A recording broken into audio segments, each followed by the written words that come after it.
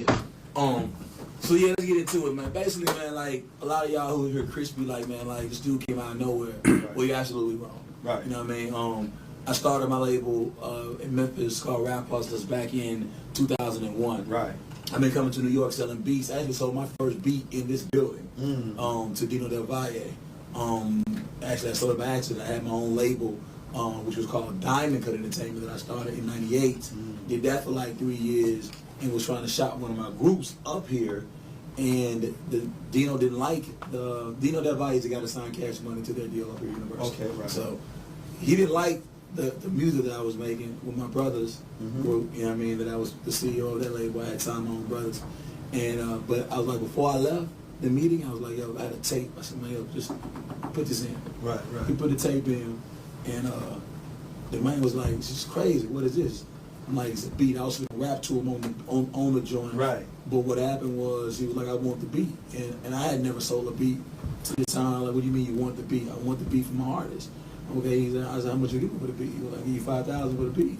I said, the beat's now yours. So basically, I sold my first beat by accident. But like, that spawned like a whole new thought to me. Like, okay, I can go to Memphis and get beats for like 500 for producers or whatever, and come up here and slang on 5 stacks. Okay, I'm Rap Hustlaz. Right. So I switched my whole shit up from Diamond Cut Entertainment to Rap Hustlaz. Me and my dude Jack Frost, we came back up here together because he had a dope producer, and we sold 2 more of his beats to Dino. Then we got a production deal with Rough Riders. Then we ended up getting a publishing deal with Universal Music Publishing out in LA. And we took that money and we Rap Hustlaz went from a production company to a full-out label when we signed up different artists that were from Memphis that had a buzz and had a name. Right. Like some of those artists y'all may or may not know of or whatever, like Yo Gotti is probably one of the ones that y'all maybe know about because he had a deal with TVT. Right. But basically, I was a person, I put out his first record that he put out through TVT that we sold like 50,000 records on. Right. And I put out like, I ended up selling like 200,000 records total as collectively under my Rap Hustlaz brand from 2001 to like now. But when I went through a situation when I signed with I was going through Selecto Hits first. Right. And Selecto Hits was more like, I was pressing my own records up, taking it to them, selling to them for a discounted rate, getting my money, everything was cool. Right.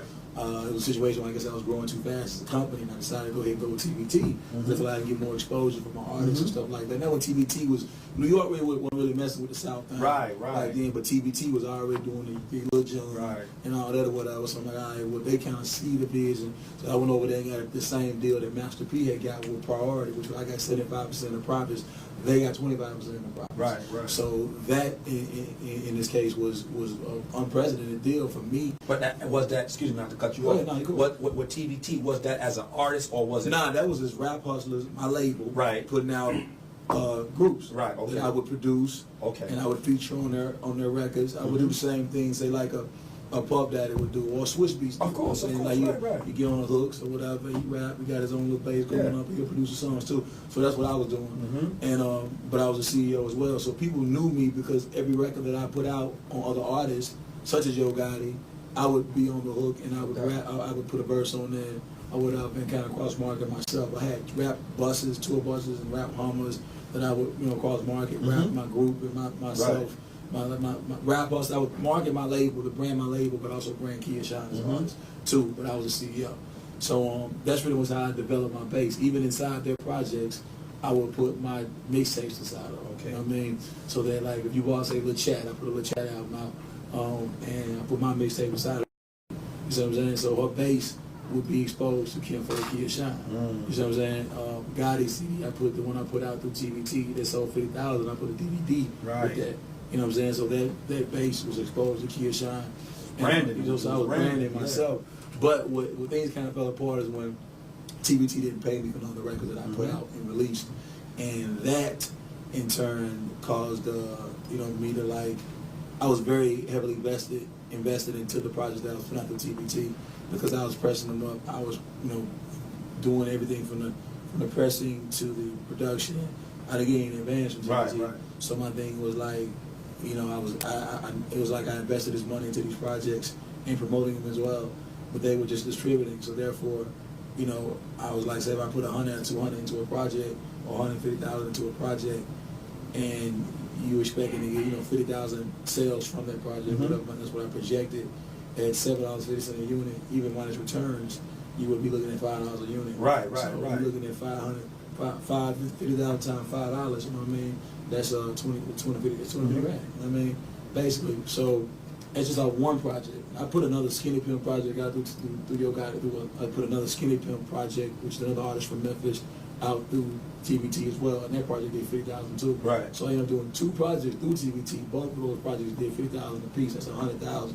So as we do the math, at $5 a unit, minus returns or whatever, or any co-ops or whatever. Right. Like you're looking at half a ticket. So if I'm invested 200 into these projects, but I invested everything I had into them junks, and when they didn't pay me for it, I got broke. Yeah, put you like rock bottom. Put me rock bottom. And then the artists felt fared better than me because they were being promoted and they had put out there. So Gotti went on and got another deal with TVT directly. The other artists I was putting out, they was able to continue to keep moving. But Kia Shine was kind of left over in the bag because I didn't get paid from the distributor. But with me being the CEO, that's how it was. From that situation, your relationship with Gotti. It's cool. I tell people all the time, I tell people this story not to downgrade or disrespect anybody, right? Just to let people know what my story is. Which is great. What things that have transpired or whatever, before this, so that people know, damn, okay, dude did not come out of nowhere. And the only thing that I hadn't done to that point was put out my own single. Right. But because I was messed up in the game with the bread wise or whatever, I couldn't put you can have a high. What's crazy is just that you well seasoned. You well seasoned, right? And that's why it's due season. That's why the album is called Due Season, because it's like when you listen to it, I guess it's a great segue to the album, because when you listen to it, I talk about everything I'm telling you about right now. It's a grind. It takes you through behind my grind, lets you know about Kia Shine, where I'm from, where I've been, and where I'm going. And it ain't about the dope. It ain't about the killing niggas on albums. It's game. You know what I mean? I'm rapping to it, nigga. I'm rapping to you. I'm talking to you. This how I'm getting my money. This is what I did. This is what I'm doing. You know what I mean? And putting you into me. So and prayerfully, God willing, y'all will respect my grind. Cause regardless of what, you gotta respect everything I told you. Is how I've got to this point. So I love situations like these, hood like DVDs. Should like to be able to let niggas know that this is what happened before this. Right. Rappers want to get on TV and they want to have the ice and they want flawless, but they don't want to tell you how they got it. Homie, holler at me. How did you get to where you're at? Let me be inspired by your music and what you do and what you're talking to me, so I can learn. You know what I mean? I felt like Jay-Z and niggas like that was good at that. That niggas know okay, this is how I came up. So you catching jewels when niggas rap. And that's one thing I always feel Source magazines and people like that try to diss it, they never truly get that South music is just honest music. Right. It ain't about it being so lyrical that you lose niggas. It's conversational. I'm talking to you. It's rhyming, but I'm speaking game to you. You know what I mean? We chopping it up. If I was sitting there talking to you like you're talking right now, you know what I mean? That's what they don't really get. You know what I mean? So it's from what I'm hearing, the album is just it's chaptered out. It's like a book. You read the book from pre-season, right? And it's and then it's a prelude. It's a prelude to the following. Now let me ask you this. Now with the game getting caught up in sales or whatever. You say it's not about the money. I've acquired that. You know what I mean? Of course, you want to grow financially, but now you look at a single. You look at your single. It's doing great. You put your album out. People anticipate doing gold or platinum in a sense. Now the sales is throughout. If you look at the overall board, it's not there. Whatever what's your plans as of now? Because I'm saying this to say that you already have history of getting money or putting yourself out there, whatever. If your sales go, let's say 250,000, are you looking at the ringtones? What else are you looking at? What is your? First of all, my ringtone deal is not cross collateralized, meaning that whatever I sell as a let me explain like this. ringtone money has nothing to do with budget money recouping. Say if these folks gave me half a ticket and my album didn't sell well, okay, no matter what, over here, these ringtones are separate. Right, okay. You know what I'm saying? So like the ringtone money is good because it's like I'm getting half that money. You know what I'm saying? So if I sell me 100,000 ringtones at $2.99 a pop, that's 100 grand. That's 150 grand. No question. I got that coming. You know what I'm saying? No question. So like that's a good thing. I think that as far as sales, I think it's a success regardless because of the fact that like from where I'm from, like we don't get videos, we don't get the exposure that I've been getting. So it's like I'm going to make it work for me regardless of what it is. Of course. If I sell 100,000, nigga, I'm finna turn right around. Okay, next year. Basically. I'm right back 3 months later. Okay, Kia Shine. That's right. I'm booming something to you. You know what I mean? Right, like that's how I look at it. Like, you know what I mean? I'm winning regardless. You know what I'm saying? I become victorious regardless because of the fact that I've got a lot further than where I was at, and now that I got the look, it's just about being consistent with the music and just keep driving music. You know what I mean?